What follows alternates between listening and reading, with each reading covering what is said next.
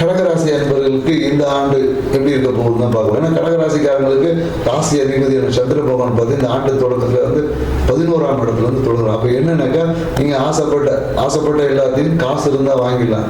அம்மா வாங்க முடியுமா அந்த சாங் மாதிரி.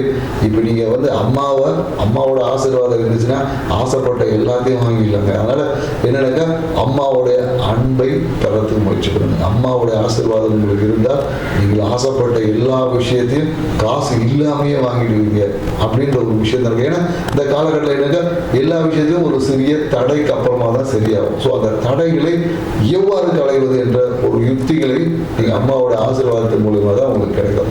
ஏன்னா மனசுல பார்த்தீங்கன்னா தேவையற்ற ரொம்ப வழக்குகள் இந்த நண்பர்கள் மூலியமா வரும். ஏதாச்சும் ஒன்று பண்ணிட்டு போயிடுவாங்க, எவனாவது ஒரு ஃப்ராடுத்தனம் பண்ணிட்டு உங்களுக்கு சிக்கி விடுப்பாங்க.